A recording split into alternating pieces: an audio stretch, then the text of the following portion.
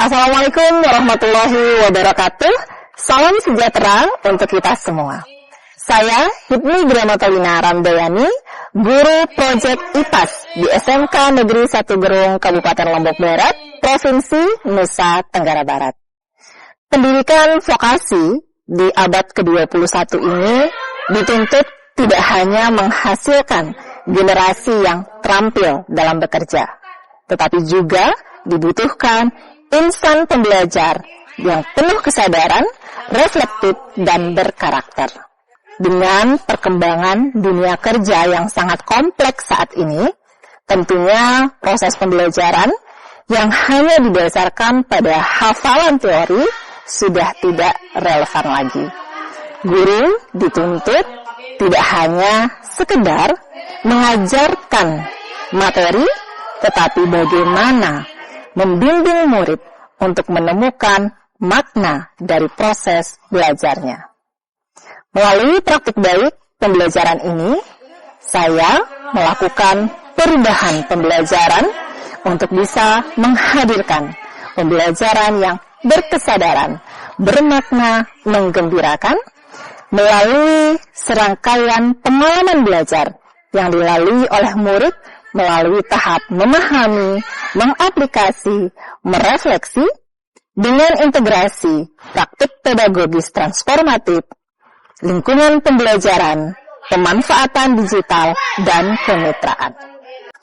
Video ini menceritakan tentang praktik baik pembelajaran mendalam, berjudul Beboreh.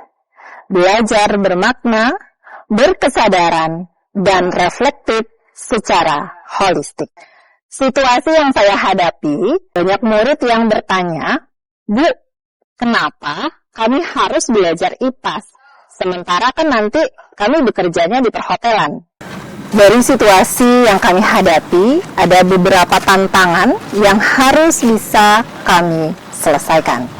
Di antaranya, dari hasil asesmen awal, diketahui bahwa masih rendahnya pemahaman murid tentang konsep IPAS dan keterkaitannya dengan bidang kejuruan mereka, yaitu jurusan perhotelan.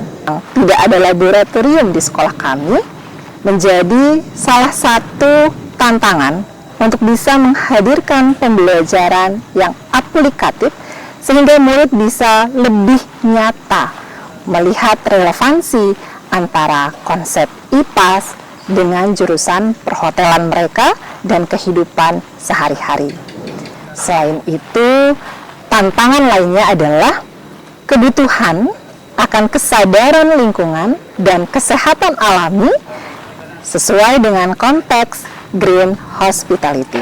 Aksi yang pertama dalam tahap perencanaan praktik pedagogis, yaitu saya memilih model pembelajaran Ethnoscience PJDL STEM.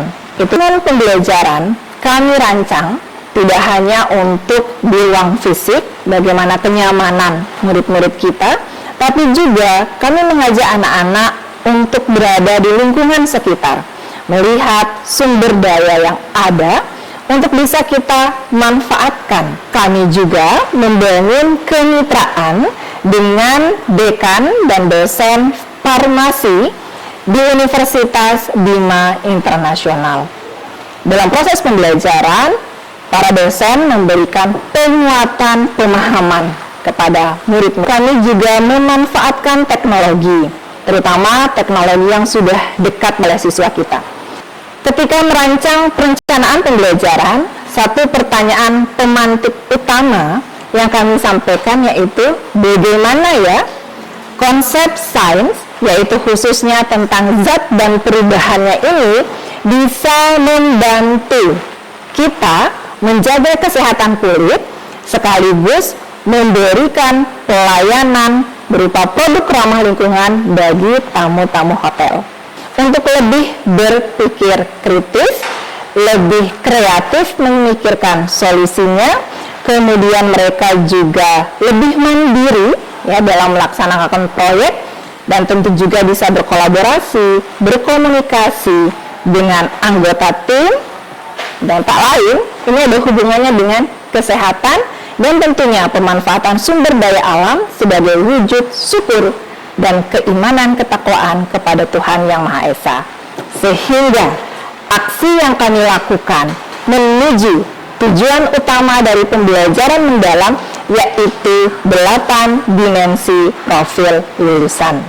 Aksi berikutnya yang kami lakukan adalah melaksanakan pembelajaran di kelas dengan pengalaman belajar memahami.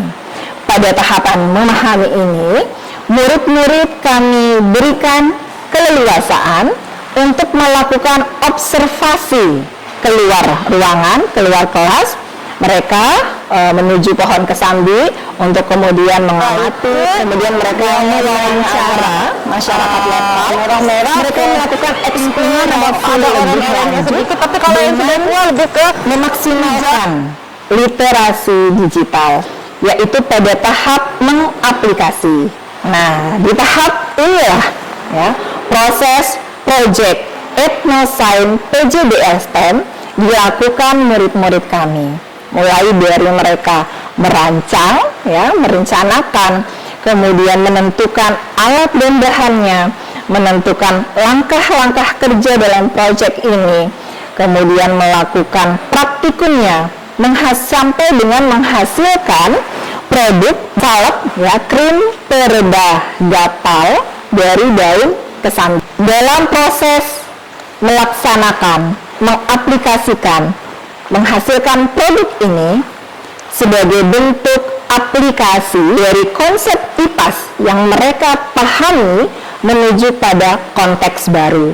Jadi selama proses menghasilkan produk ini, mereka melihat langsung yang mana termasuk perubahan fisika, yang mana termasuk perubahan kimia, apa saja zat di dalam kesambi ini, apa saja senyawa yang terlibat di dalam kesambi ini, senyawa apa saja yang bisa menyebabkan gatal-gatal di tubuh itu menjadi hilang. Dalam proses mengaplikasi inilah banyak terjadi aha moment. Bagaimana murid-murid kami dalam kelompoknya mulai dari gagal, coba lagi, gagal, coba lagi, tanya lagi, cari tahu lagi solusinya, coba alternatif yang baru. Dan ketika mereka sampai pada produk akhir yang mereka yakini sudah sesuai dengan formula dan ketentuan yang seharusnya, mereka sangat bahagia dan bangga. Pada tahap berikutnya, refleksi kami lakukan dengan 3 strategi.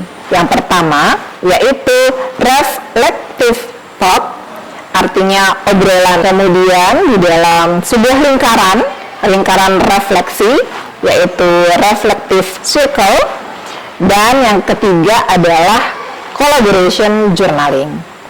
Dampak dan hasil dari praktik baik ini sangat membahagiakan bagi kami sebagai guru.